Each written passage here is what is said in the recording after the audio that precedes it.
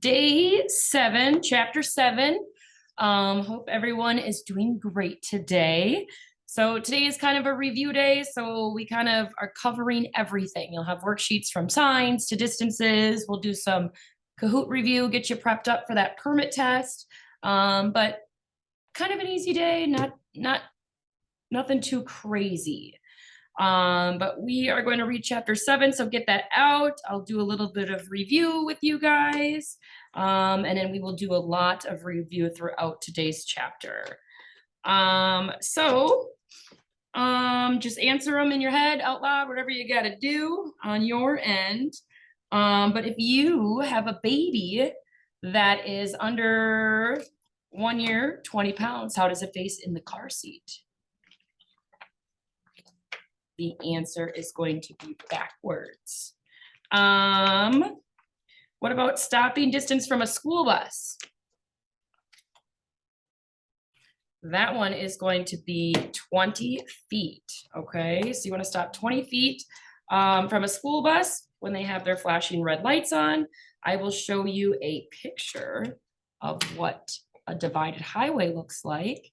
And that would be the only exception when you would not have to stop for a school bus with its lights on if you were on the opposite side of the divided highway. Same with an emergency vehicle, like right here. If this emergency vehicle had its lights on, the semi would not have to stop. So the only time you would not have to stop for a school bus with its lights on is if it was on the opposite side of the divided highway. Okay, next one. What does a double solid yellow line in the center of the road mean? Double solid yellow line means you can't pass on either side, okay? Driving in the state of Minnesota, is that a privilege or a right? That is a privilege. A slow-moving vehicle goes how many or less? 30, and it needs to be visible for 600 feet, and we remember that 3 sides on the inside, 30 miles per hour, 6 sides on the outside, 600 feet. So I'm reading you questions straight from the permit test. So make sure that you are either knowing these already. If you don't, write them down, start to learn them, remember them. This is all stuff that you will have to know. Next one, can you drive in the bike lane? Yep, you sure can. When you are making a right turn or parking. Now, could you drive in the bike lane all day just because there's no traffic? No. But could you drive in the bike lane because you need to make a right-hand turn and you need to get to your closest lane available? Yes. How much room do you give a biker? 3 feet is going to be the answer for that one. Dirty headlights reduce light output by as much as 75%. What does smog stand for? It's a good one. Smog, S-M-O-G. By this time, you should know what smog means. It stands for signal, mirrors, over the shoulder, go if it's safe. Park no closer than blank feet to a fire hydrant. That one's going to be 10. I always remember that long pole on the fire hydrant. Sometimes you touch it and you get like shards of glass in your hands. I always remember that long pole is the 1 and the fire hydrant's the 0. It kind of looks like a 10 whenever I look at it. Kind of a weird way to think, but that's how I remember it. Pull over and stop or slow down when you see an emergency vehicle. Which one do you think with their lights on, of course? But you're going to pull over and stop, make a full complete stop, and you're going to remember to give that emergency vehicle 500 feet of room. Fire, 500. How long does it take carbon monoxide to affect your body? Just a few minutes. Where do you carry your insurance card? The glove box. How close do you want to sit to a steering wheel with an airbag? I always say I'm about 10 fingers away, 10 fingers, 10 inches. When can you make a left turn on a red light? Now that one's important. When can you make a left turn on a red light? That answer is going to be from a one-way road onto another one-way road. So we haven't done this question yet, but I'll just run it by you. This is a tomorrow question for the drinking and driving day. But if you had a second conviction of drinking and driving, it will result in suspension of driving privileges for 180 days. Okay. What is hydroplaning? That's when you are driving too fast on the road surface and you are no longer in contact with the road, your tires have lifted off the road surface and you are riding on a thin layer of water. Yikes. If that does happen to you, you will not be able to brake, accelerate, or steer. If it does happen to you, you'll want to take your foot off of the gas, off of the brake, and steer where you want to go. It is scary, but do not hit the brakes. If you remain calm, you'll be good. True or false? Can you enter a do not enter area if it's just for a little bit? No, not okay. You cannot enter a do not enter area ever. It says do not enter, don't enter. Is it illegal for someone to drive without their permit? Yeah, if you don't have your permit, you shouldn't be driving. If you take the permit test here at our office, you will need to go to the Forest Lake DMV still and get your picture taken. After you leave the DMV in Forest Lake, you can then drive home from there. But even if you pass your permit test here at our office in Forest Lake, you would not be able to drive until you go get that picture taken. We're not a DMV, so I can't take your picture, unfortunately. I'd love to help you out with that step, but I just can't. If you have not signed up for a permit test yet, I would definitely do that. You can do that right on our website. You just go to www.rightawaydrivingschool.com, and then you click on book a behind the wheel or permit test. You need to be at least 15 years old, and you need to have not missed any days of driver's ed. If you did all of the days, you'll be eligible to take the test on day 10. So I would go and sign that up for sure. It is $10 to take it here at our office. If you wanted to go to Arden Hills, it's free. But honestly, it's probably how much gas you'd spend going there anyways. And they're a little more booked up. We can usually get you in the next day. Okay, so if you haven't thought about that, start doing that. So the longer you wait after you take class, you don't want to forget everything. So you want to take your permit test right away if you can. And then it says the no zones. What did we learn about the no zones? Hopefully you wrote it in your book. I'll read it right from where we took our notes. So if you remember this day right here, the no zones, the three things that we know about semis, they have blind spots everywhere. They take longer to pass than a regular car. Of course, semis are big, and they appear to be traveling at a slower speed than they actually are. They're usually cooking pretty darn quick. Okay, you want to stay out the semis no zones. Those are going to be the red areas. If you cannot see the semis outside mirrors, they can't see you. So remember that. Never okay to cut off a semi. They probably have a pretty heavy load, kind of like a train. Trains aren't able to stop on a dime. Same with a semi. Would not be wise to cut one off. You don't want to get flattened like a pancake. Okay. All right, so let's get to chapter 7. If everyone could open that up, that would be great. Very, very short chapter today. Okay, so let's get to playing it. Kind of a weird chapter. It's not like a lot of like information that you need to know how to drive. It's more like if you were to get in trouble at the DMV, what is the process of getting your license back? What are the fines and things like that? What could happen to you if you do it? Like it talks about how if you don't pay child support, you can get your driver's license taken away. Driving in the state of Minnesota is a privilege, not a right. You can get it taken away. Like if you're drinking and driving, they can take away your license. If you're high on marijuana while driving, they can take your license. Too many parking tickets, they can take your license. Okay, so kind of all of those things are in here on chapter 7. It's very, very short. So pull up your manual. If you do not have a manual yet, I mean, I hope you do, but if you don't, you can just go to www.google.com and you can queue up. And you go to MN Drivers Manual, and then we'll just pull it right up right here. And then we're going to go to chapter 7.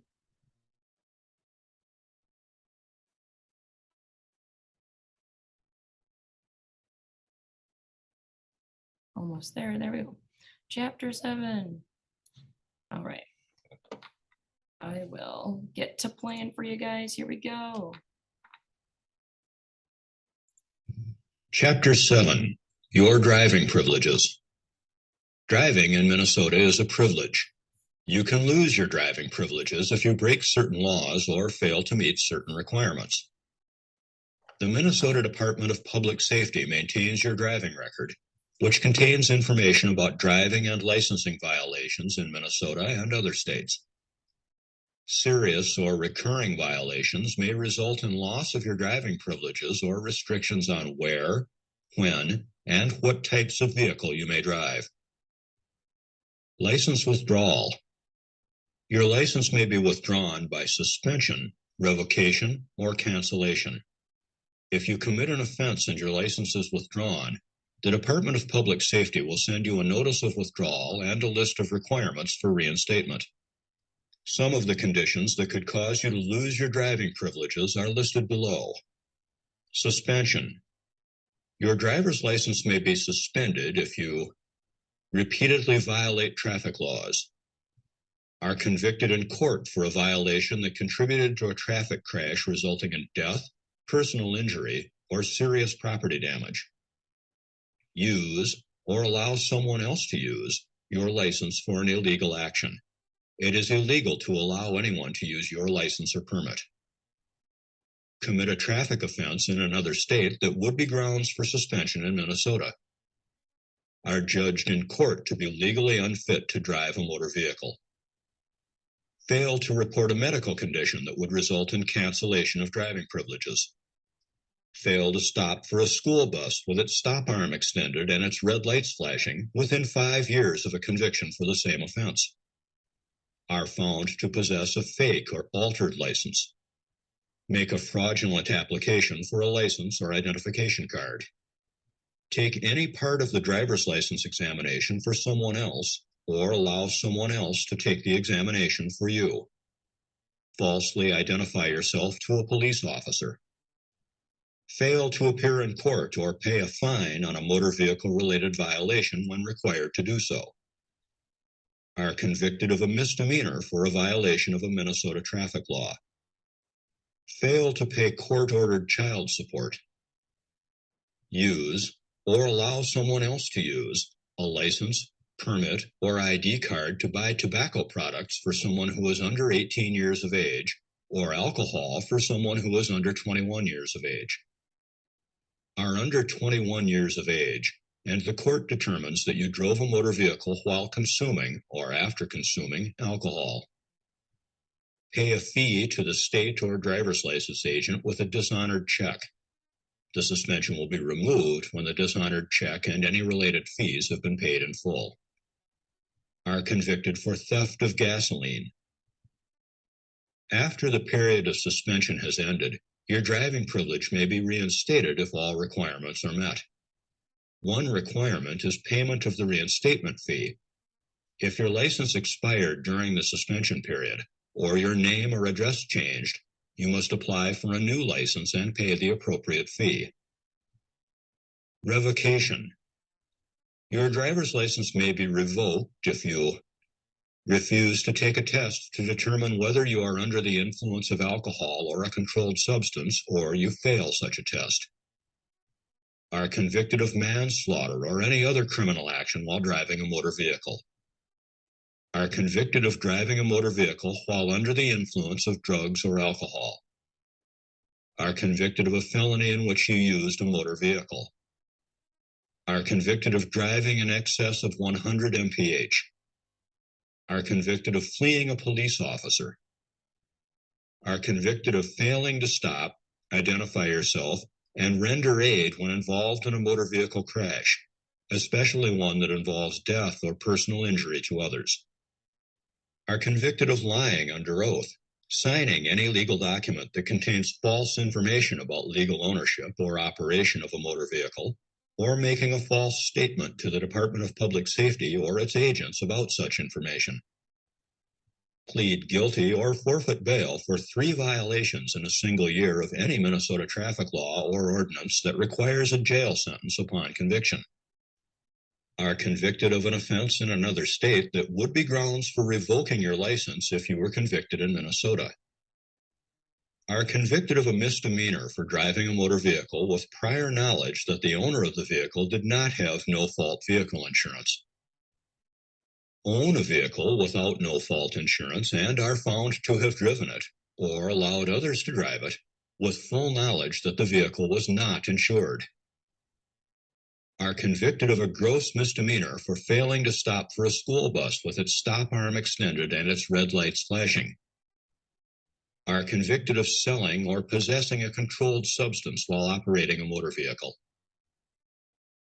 After the period of revocation has ended, your driving privileges may be reinstated if all the requirements for reinstatement are met. Requirements include payment of the reinstatement fee and passing the appropriate examinations. You must show proper identification when you take the knowledge test or road test. You must apply for a new license after all your testing requirements are met. Limited license. Under some circumstances, a limited license may be issued to a person whose driving privileges are revoked or suspended. Before a limited license will be issued, certain requirements must be met, including completion of any mandatory waiting periods. If you are issued a limited license, you are restricted to travel to and from your place of employment, travel to and from chemical dependency treatment or counseling, providing transportation for dependent children and other dependents living in your household for medical, educational, or nutritional needs, travel to and from a post-secondary institution at which you are enrolled. Cancellation. Your license may be canceled if you do not have a legal right to a driver's license that was issued to you. Your license may be canceled if you acquire a mental or physical disability that makes you incapable of driving a motor vehicle safely. Do not pass a test that is legally requested by the Department of Public Safety to determine your ability to drive safely. Give false or misleading information on your license application. Your license will be canceled for 60 days or until the correct information is provided, whichever is longer. Commit a crime for which cancellation of your license is a legal punishment. Do not qualify for a driver's license under Minnesota law. Commercial driver's license disqualification. You can lose commercial driver's license privileges for committing certain driving offenses. See the Minnesota Commercial Driver's License Manual for information about commercial driver's license requirements.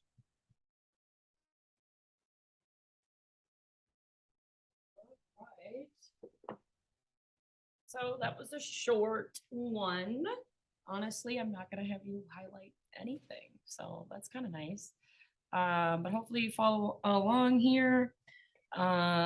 Just like I said, a lot of stuff to do with if you disobey the law. Hopefully you don't have to deal with any of this. That would be ideal. Okay, so what are we gonna do next? Let's check it out here. So we've got a worksheet to do today. We have a what lane worksheet talking about getting to the closest lane available. I will pull that up for you guys and kind of chat with you about it before I kind of give it to you here. Let's see here, day 7. So I'm going to share my screen with you guys. You will have a worksheet that looks just like this today. Honestly, it will be a little bit difficult to do without it printed. Maybe you can take a screenshot of it and draw with your finger what line you're supposed to get to. But if you see right here, at the top of each diagram, it's going to say, you know, make a right, make a left, okay? You have to know which side of the street is oncoming traffic, and if it's a one-way, what does it look like? All of these diagrams should be very easy for you, and it should take you no more than 3 to 4 minutes, maybe 5 max. But if you look right here, see this solid line in number 1, that's gonna be a divide in traffic. So if you see a solid line, you will know that's a break in traffic. Where if you look at number 4, they're all dotted in the center, so we know that's a one-way. And again, right here, this is a solid line, so we know that's a break in traffic. This is just like a little median. I just made the line look different to see if you guys could catch that. Arrows, you can do 2 separate things, but we need to remember that we're always getting to our closest lane available. So like on number 2, for instance, this person is not in their closest lane available. They need to move over to here and then move over to here, closest lane available. So make sure that you guys are paying attention to that. Then we'll have a worksheet. We're gonna have 2 Kahoots and then a fill in the blank quiz today on everything that you've done. Your chapter test is gonna be a fill in the blank one today. And then we'll do that permit test review. But I do have a video for you that I'm gonna play right now. So let's see here. It is a texting and driving one. Okay, so here we go.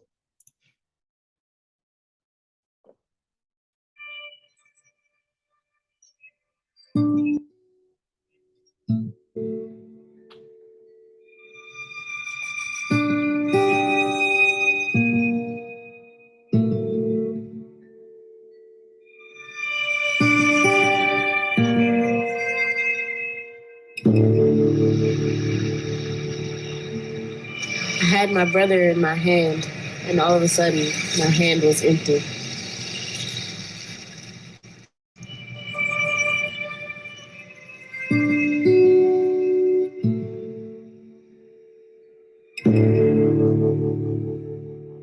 Xavier is now 8. We call him X. He is to us the mighty X-Man. Yes. X, as a little person, from the time that he hit the floor in the morning until you had to forcefully to almost tie him down at night, he was running back and forth, extremely energetic. He could call football plays. He loved the Green Bay Packers. I could turn the game on and sit him in front of it and do house chores. You know, most people sit their babies in front of Sesame Street. I could sit X in front of the game. He would have been an excellent athlete. I was always looking forward to being in the stand screaming X, X, X, X, X. That was Mom's dream, to be screaming from a football stand.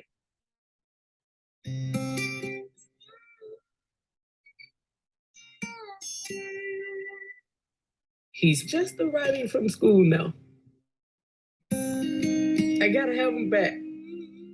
I gotta know how school went. I gotta know today's Friday, so I need to know if he got 106 on his spelling test, which he almost always does. X is paralyzed from the diaphragm down. In the accident, part of his spinal cord was dissipated. His legs are gone. His chair are his legs now.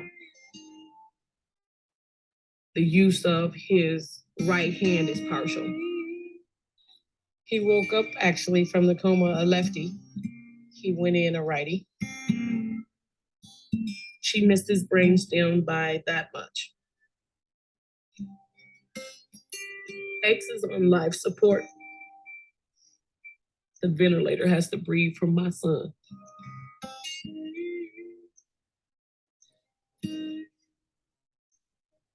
Most nights, I'm here on the couch, listening for the ventilator, listening to making sure that all the breaths are right, that his peak on his doesn't change, that he doesn't need suctioning during the night. I hear everything. I hear everything. I can hear the ventilator change cycles.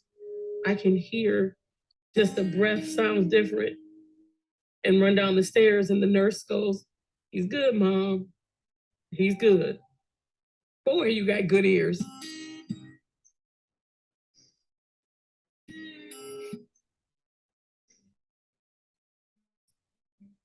There are times when the pain is so bad, I can't breathe. I want to say the worst thing that I can't say to X, which I used to be able to say all the time, go in the yard and play. I can't say that anymore. Because if we go play, we need to take the suction machine. We need to transfer him over to the ventilator for his chair. Before we can do anything, we need to do that first. It's a production.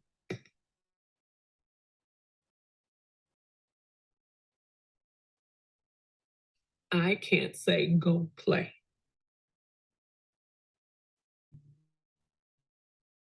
Any mother understands.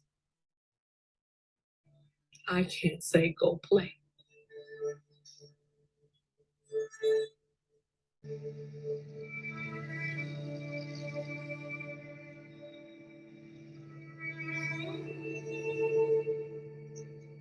He comes to life when she comes in the room. Say.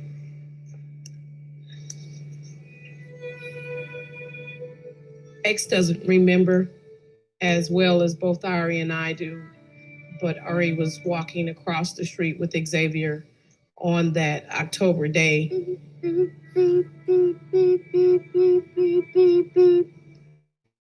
We pray that that never happens to another brother, sister. We pray that another child doesn't get taken from a family member's hand. she came from this direction, and at first we didn't even see her. The cars on the other side of the stop sign, they stepped off the curb, coming across the street, and Ari said he was gone. She took him from Ari's hand.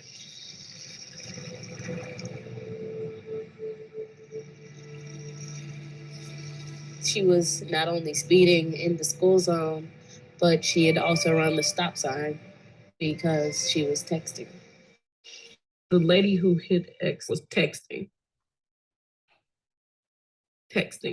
Her head was in her lap. She never even saw X in front of her. She actually came straight through the stop sign. There were no brake marks, no skid marks at all. She never stopped at a four-way stop sign. She never stopped. You know, I'm told that the text was, "I'm on my way." Did she make it? Did she get to where she was going on time? That would be my question for her.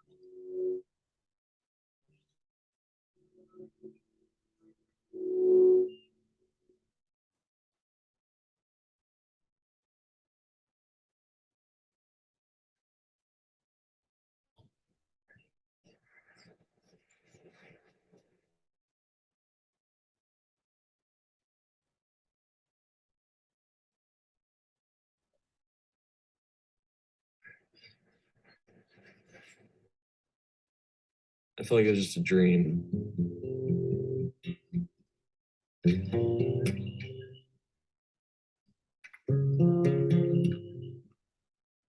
And for weeks it did. It felt like I'd wake up and I'd just think, did I dream that accident? I'm just a guy, you know, I'm just a young guy, I got a wife, you know, a daughter on the way. I'm just a guy. This couldn't have happened to me. That can't be real. You know, I had to have just dreamed that.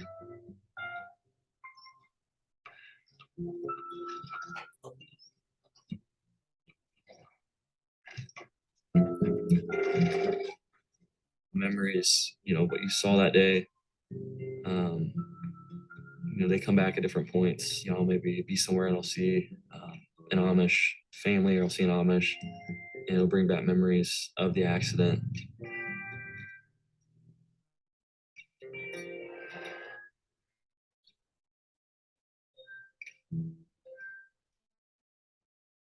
This was the last text message I sent before I caused an accident that killed 3 people.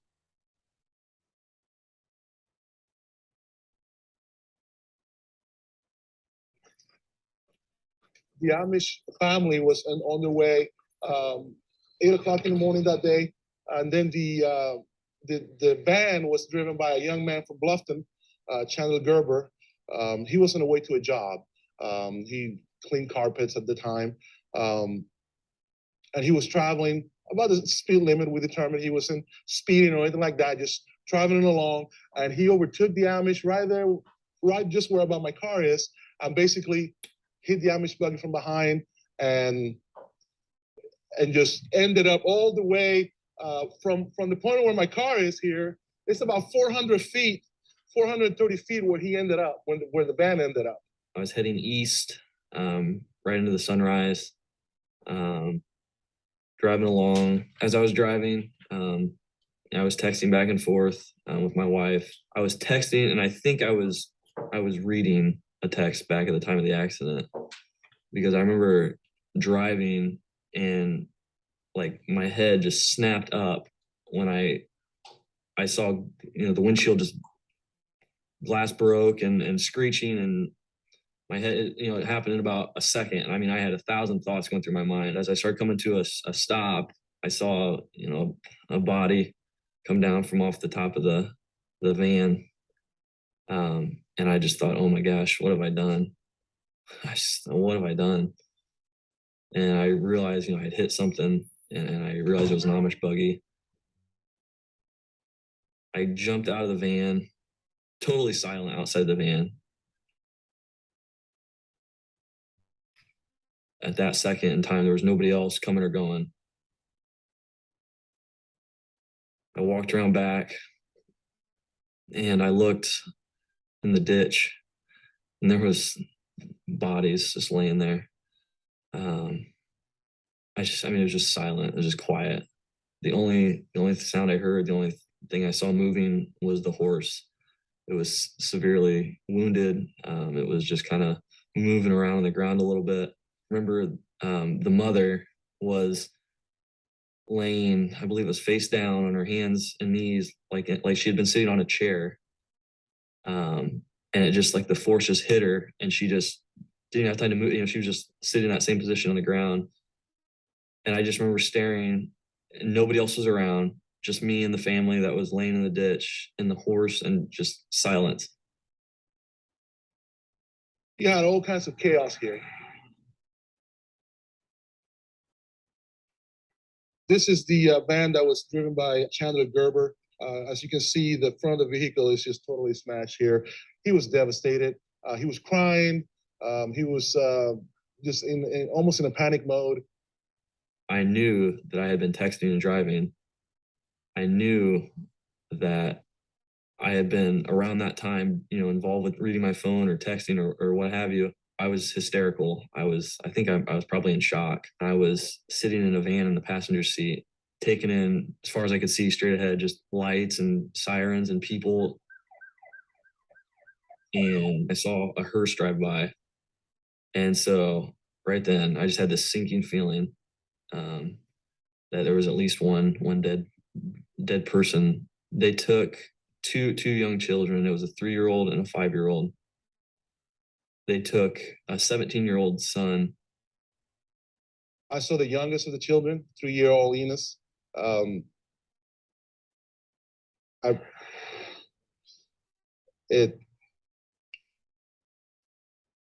He was laying face down in the ditch right here, just to our side, right behind, right in front of me here, actually. He looked like he was asleep until we rolled him over, and we saw the injuries to his face, injuries to his legs, looked like they were both broken. It was very devastating.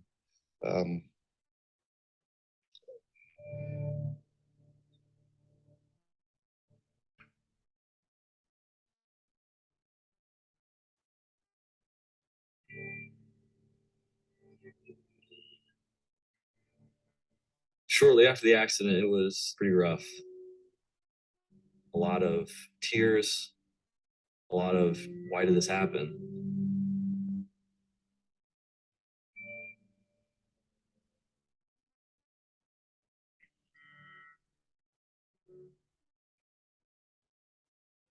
This note was from Martin Schwartz, the father of the children that had passed away from my accident. It says, "Dear ones, trusting in God's ways, how does this find you? Hope all in good health and in good cheer. Around here, we're all on the go and try to make the best we can. I always wonder if we take enough time with our children. Wishing you the best with your little one in the unknown future. I think of you often. Keep looking up. God is always there. Sincerely, Martin and Mary Schwartz."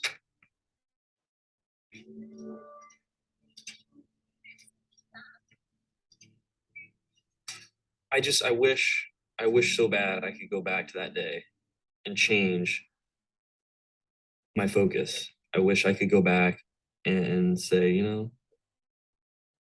I can do these texts when I get to my stop, you know, when I get there. I don't have to do this right now while I'm driving. You know, there's just nothing that important.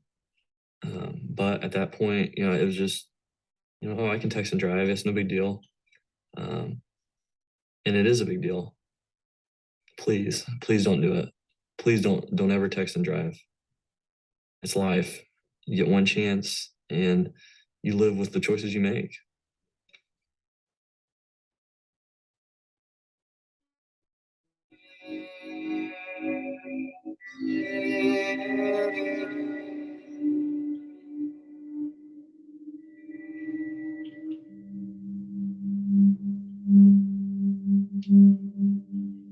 She has no life, really. Her balance is off. Her arms don't work very well. She likes to watch the boats going up and down the river, and She's got double vision. She can't see very well. It's very hard for her. She cannot leave this yard. We put up a fence in her backyard so she wouldn't roll down the bank into the river.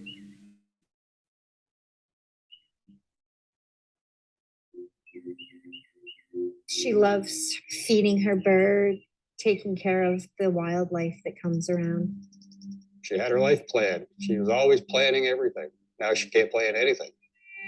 She can't remember anything. Debbie was very active, outgoing. She worked 60 plus hours a week. She held a very good position, traveling all over the world, going to Istanbul, Turkey, traveling to France, and loving working for her job. And they love Debbie very, very much. Now she is dependent on everybody, myself, my brother, friends. She cannot go into the front of the yard by herself because her vision.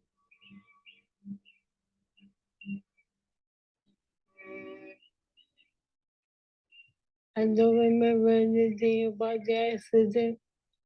From what I was told, I was bringing my lease dog for work for the last time and not before I went to bed. Well, it was a Sunday night, August the 7th, approximately 9:15. My sister had come out of her house to get her mail by the big pine tree. She was struck by a teenager texting and driving. The white mailbox is where my sister was struck, was carried on the hood of the car to right over here. And this is where the neighbors found her. When she was in the hospital, she was swollen from head to toe. She had a shunt sticking out of her head right here to relieve pressure in her brain because her brain was so swollen. Her eyes, her right eye was swollen shut. Her face was swollen. Her neck was broken. Both her arms were broken. Ribs were broken. Her pelvis was smashed. She had a broken ankle and a broken leg. Her thumb ripped off. Almost ripped off. They sewed it back together. It was terrible. It was heartbreaking. She was in her coma, and I went up to her and I started talking to her.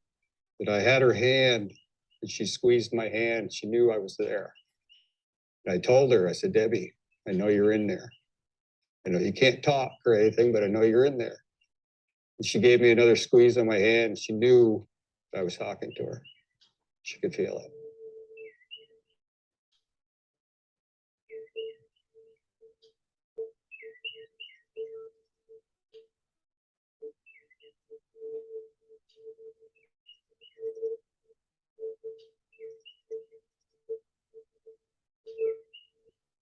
Her sentence was 30 days in jail. She's got 5 months of house arrest, 500 hours of community service. And that's about it. My sister doesn't want anything to do with her. She's too angry right now. And I don't think that anger is going to go away anytime soon. Charlie is the big chocolate lab right here. He was 11 years old when he was killed. Charlie was about 115 pounds. No, he was about 105. 105 pounds. Charlie was my best friend. He was so loving, so lovable. We're working on my sister, and somebody said, "Where's Debbie's dog?" And that's when the search went out, and they found him over here in the trees. The mailbox had been knocked, the blue mailbox had been knocked down. We think that he was thrown through the air and knocked that mailbox down. He took the full force of the car. He laid on the side of the road. The neighbors told us, wagging his tail, while Debbie was being loaded up in the ambulance.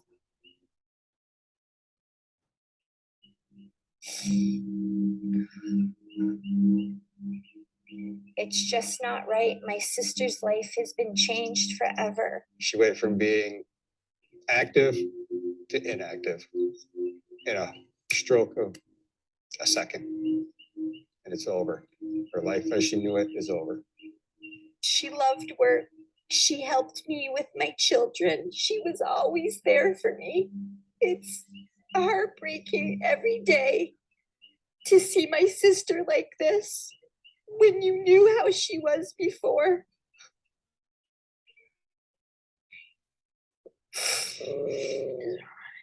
I know.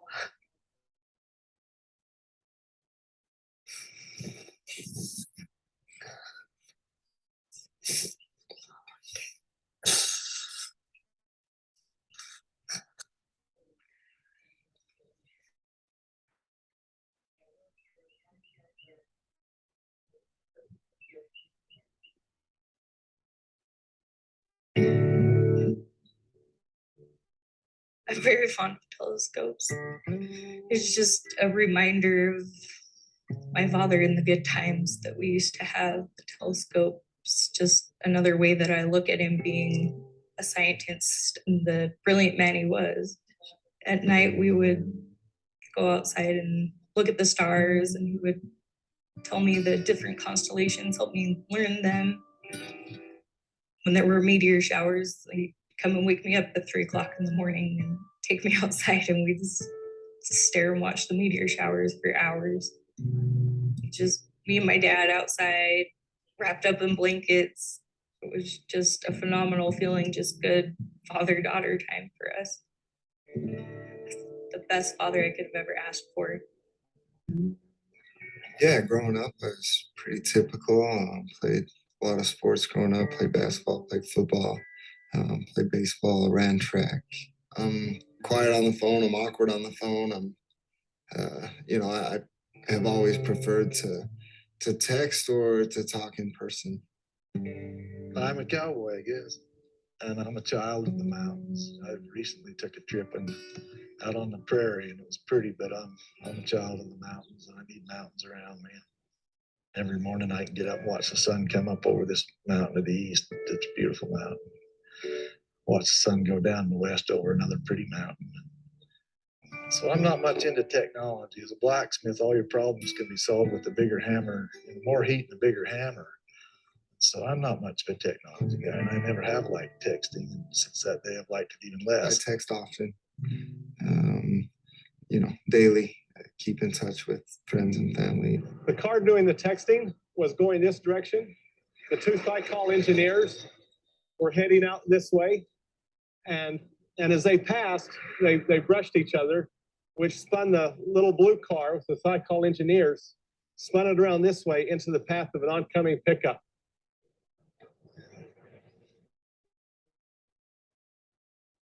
There's about a 15 or 16 mile stretch of Highway 30 going to Logan. And from the time we started on that stretch of road headed towards Logan, the driver ahead of me was distracted. I didn't notice that. He crossed over the center line multiple times. It was early in the morning.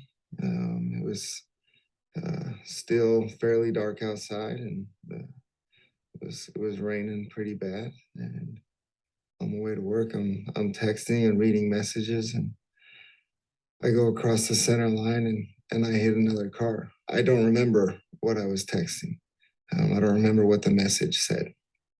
That's how important it was. And I saw him cross over the center line. And at that moment, things kind of go into slow motion. You could just see that. And I thought, man, this is going to be bad. I remember the sound of the cars hitting, glass breaking, brakes and tires squealing. He just sideswiped it and sent it into a skid. And I had the definite recollection of thinking to myself that, I knew right then that I was going to collide with that car. And I just thought, oh, this is going to be bad. I knew right then and there. And the question in my mind was, how bad was it going to be? And my truck hit the passenger's side of the car and basically scooped the car up and carried it off into the ditch with us as I had braked and was trying to get stopped and avoid it. And obviously I couldn't.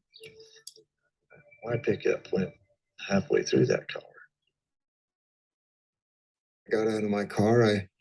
I ran back towards the accident, and there was a a man on the phone. I heard him say that there were two men in the car that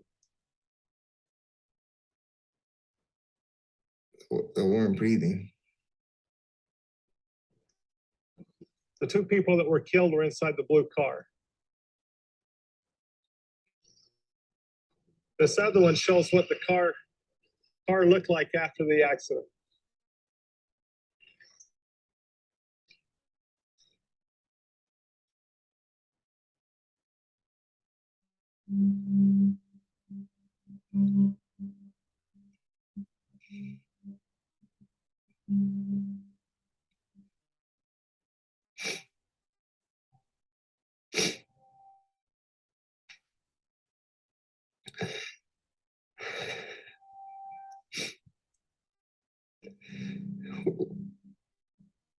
I look at that picture.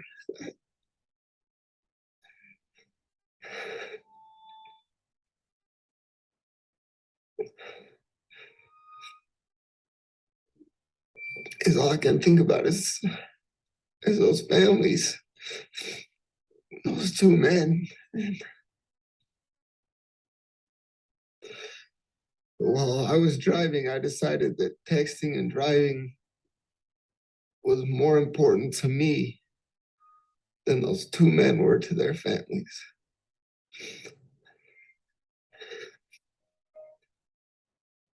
And how selfish that was of me to make that decision to text and drive.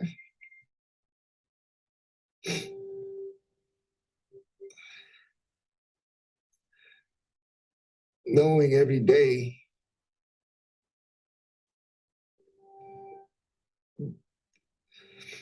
that you killed two people is one of the hardest things that you can live with.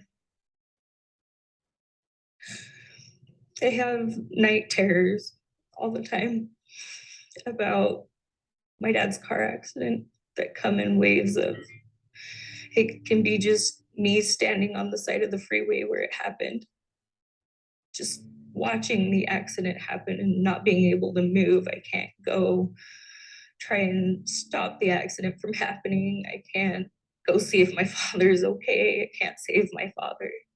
I'm just standing on the side of the road. I can't do anything. Two, I've been G, the one texting while driving that hits the car. Just being the one that causes the accident. Two, I've been the driver of the truck that T-boned my dad. Just sitting in the seat, just killing my own father. Ended up with some herniated discs in my back, and my knees took a pretty big beating in the dash. And how much of the damage to them was from the accident, I don't know. But horseshoeing is a very physical occupation. It's hard on your back anyway, and to suddenly end up with some herniated discs, you know, your life as a horseshoer is over.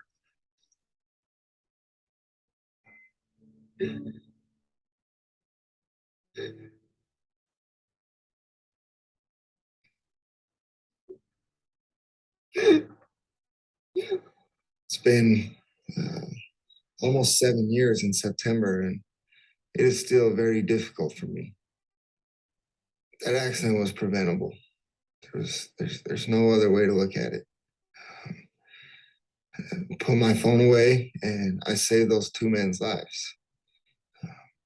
And it's that simple. It's that simple for me now, looking back. And when I speak to others, I share the same message. I say, now it's that easy for you going forward to save someone's life. You put the phone away when you drive, and you're safer behind the wheel, and everyone else is safer on the road around you. I want people to look at me and look at what I did and what I caused and say, I don't want to be that guy.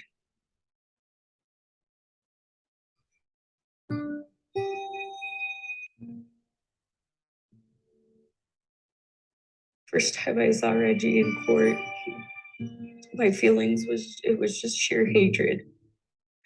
I was appalled at the fact that this kid my age had killed my dad, taken him away from me. On my sentencing date, and the families had the chance to get up and address me and speak to me. And all I could do was just look at him and hate him and wish how much he would die, or that it was him that was dead instead of my dad. Megan got up and she talked about her wedding. And she had just gotten married, and she talks about how her father wasn't there to walk her down the aisle. And she looked at me and she said, because you took that from me. And she was absolutely right.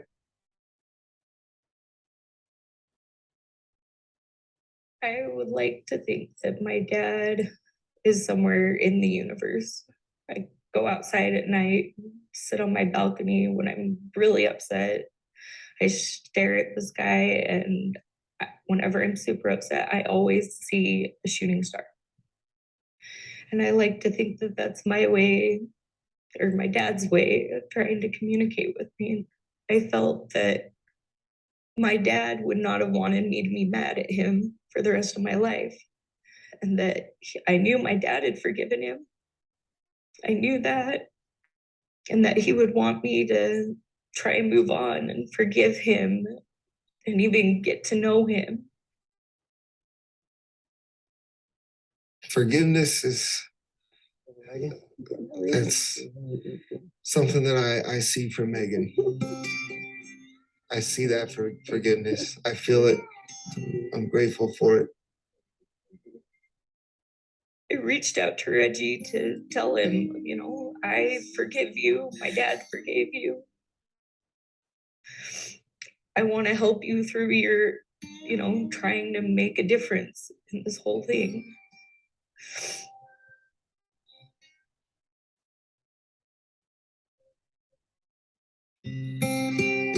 I was once told that to be a good member of society, you have to give back more than you take. I can never give back those two men's lives, ever.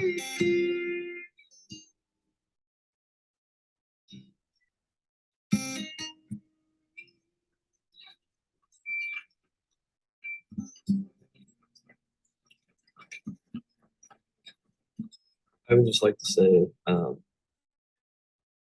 for anybody out there who has a cell phone, focus while you're driving, pay attention while you're driving.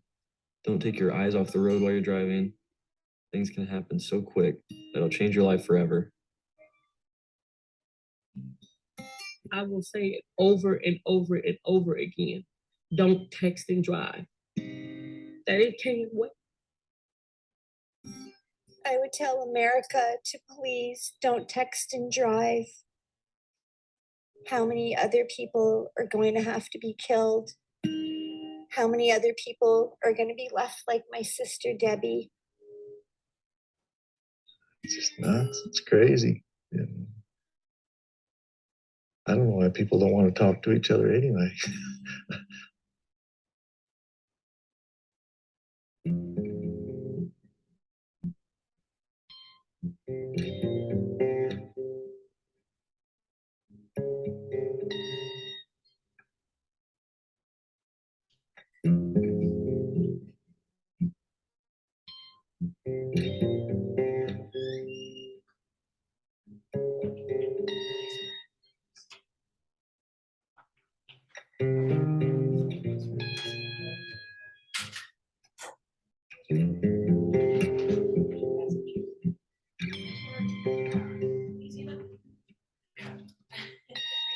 Yep, not a problem. All right, guys. So that concludes the video for today.